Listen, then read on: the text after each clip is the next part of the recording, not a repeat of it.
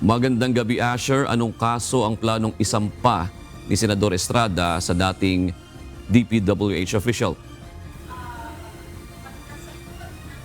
June, pagsisinungaling sa sinumpaang salaysay. Ito yung kaso na planong isampa ni Senador Jinggoy Estrada kay Bryce Hernandez. Ito yung former Assistant District Engineer ng Republic of Public Works and Highways o DPWH ng Bulacan 1st District.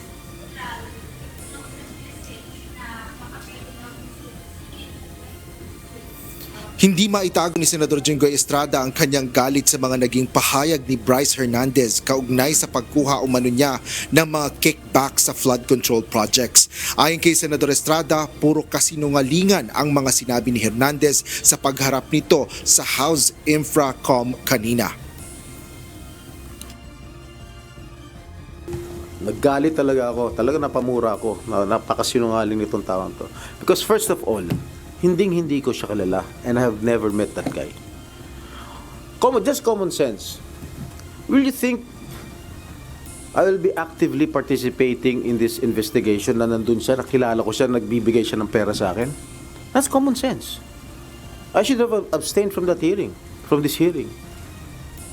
Malakas ang loob ko dahil I did not commit any illegal act.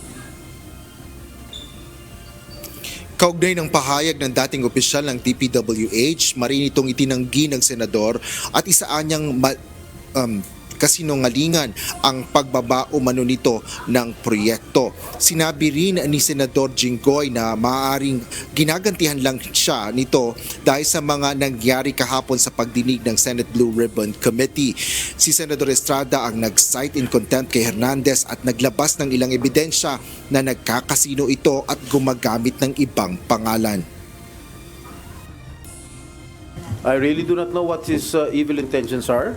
Siguro he wants to get even with me because I was the one who cited him in contempt at pinakulong sa Senado. Sa privilege speech ni Estrada sa plenaryo, sinabi nito na dapat patunayan ni Hernandez ang bawat aligasyon na kanyang ginawa sa korte. I will not allow this brazen attempt to smear my name to go unanswered. This will not pass quietly. Beyond the administrative and criminal liabilities he may face, I will ensure that Mr. Hernandez is held accountable for perjury and made to answer for his deliberate falsehoods before the proper judicial forum. Tumayo din sa plenaryo si Senador Joel Villanueva na isa ring inakusahan ng former DPWH official na binigyan rin umano nito ng porsyento ng halaga ng manumalyang proyekto sa flood control. Paliwanag ng Bulacan Solon, simula pa 2023 ay binabanggit na niya ang mga flood control issue na kanyang nilalabanan, partikular na sa kanilang lalawigan. Ngayong araw pong ito, kaninang umaga, nagulat po ako nung meron pong kumaladkad sa pangalan natin tungkol po sa flood control project sa mahal nating lalawigang Bulacan. Uulitin ko at parang sirang plaka na po ako, Mr. President. Wala po ako kailanman naging flood control project.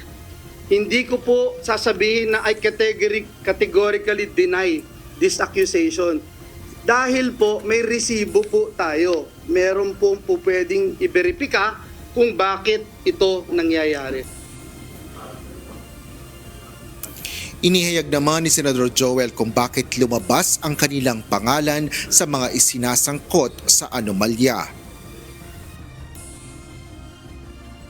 Kahapon ho, Ginoong Pangulo and Senator JV and Senator Cheese would attest to this. May hawak po ako ng mga affidavits ng mga taga-DPWH sa Bulacan. Pinakita ko po sa kanila at sabi ko, i-bring up ko po doon sa committee ni Senator Marcoleta. Hindi ko po ito nagawa sapagkat alam naman natin, Mr. President and Majority Leader Migs, alam natin yung nangyari kahapon. So we were preparing, I didn't get the chance to attend the committee hearing.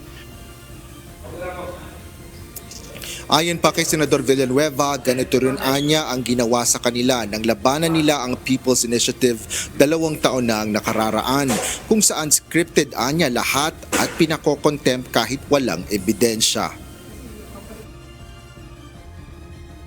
Mr. President, hindi po tayo natatakot sa mga ganitong uri ng demolition job. Handa rin po tayong madungisan ang ating pangalan, mainsulto o batikusin kung ito naman po ang magliligtas sa ating mga kababayan at tuldok sa anlibaha. Kasunod ang mga tulumpati ng dalawang senador, muling ibinunyag sa isang privilege speech ni newly elected Senate President Pro Tempore Panfilo Lacson ang mga natuklasan nito sa flood control anomaly. Partikular ito sa mga DPWH official na sangkot sa korupsyon at gumagamit ng mga alias lalo pa sa pagpasok nila sa mga kasino. Kabilang na dito sina Henry Alcantara na dating district engineer sa Bulacan, dating tauhan nito na si Bryce Alcantara, JP Mendoza na isa ring assistant district engineer, RJ Dumasig na isang DPWH engineer 2 at Edric San Diego. On top of their multi-million peso wristwatches, signature clothes, and sneakers and whatever else lavish lifestyles, these 5 erstwhile DPWH officials of the Bulacan First District Engineering Office gained them a moniker, BGC Boys. Not Bonifacio Global City Boys, Mr. President, but rather the Bulacan group of contractors as they have been known to casino employees. Isiniwalat din ni Senador Lacson ang daan-daang milyong pisong pinapatalo umano ng tinaguriang BGC Boys sa mga kasino. Base sa mga dokumentong nakalap namin mula sa PAGCOR, malulula tayo sa laki ng halagang naging talo sa kasino ng 5 ito. 950 million in gross losses, Mr. President. Base ang mga ito sa official at validated na record mula mismo sa 13 kasino sa Metro Manila, Cebu at Pampanga.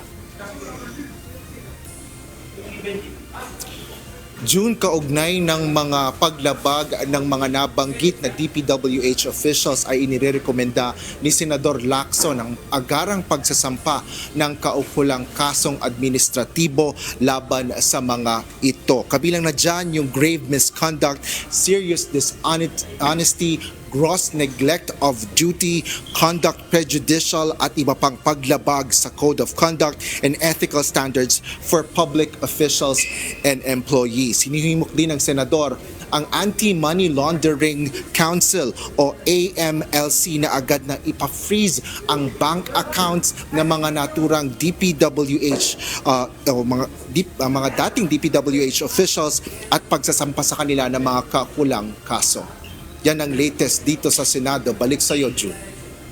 Sir, meron na bang mga panawagan na itigil na lamang ng Senado, maging ng House of Representatives, yung kanilang mga pagdinig dahil kumbaga hintay na lamang yung independent body na bubuin ng executive branch ng gobyerno dahil nga para kumbaga ang nasasangkot na kasi yung mga mambabatas na pinapangalanan na sila, Asher.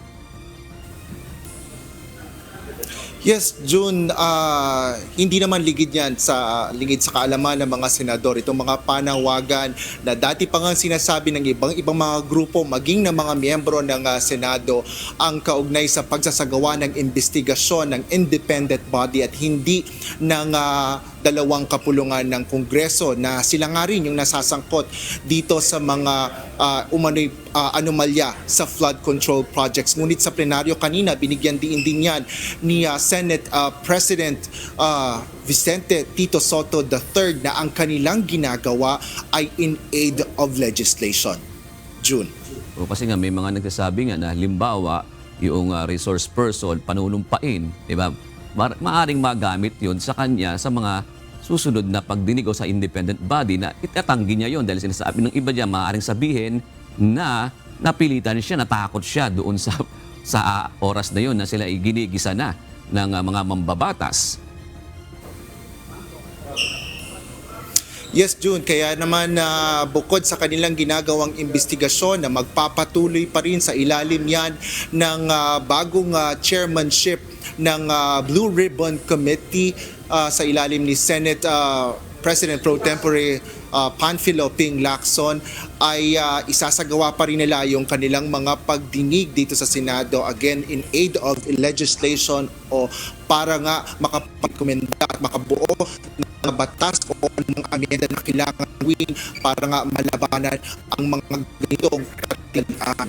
Ngunit kanila pa rin hinihikayat yung iba pang mga independent body, bukas sila sa mga ganito na magsagawa ng investigasyon. Kabilang na dyan yung pinangungunahan na nga rin ni Pangulong Ferdinand Marcos Jr. June.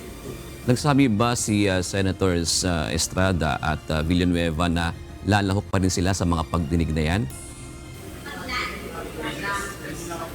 June, sa mga kanilang talumpati kanina ng dalawang senador, wala naman silang binanggit na hindi sila lalahok sa mga susunod pa na pagdinig at inaasahan nga nila na makapagbibigay pa sila ng mga impormasyon lalo't sila ay nadidiin dito sa mga itong mga anomalya nga dahil sinasabi kanina ni Senador Joel Villanueva ay mayroon siyang mga listahan ng mga DPWH officials na sangkot sa anomalya sa flood control. June. Maraming salamat, Asher Cadapan Jr.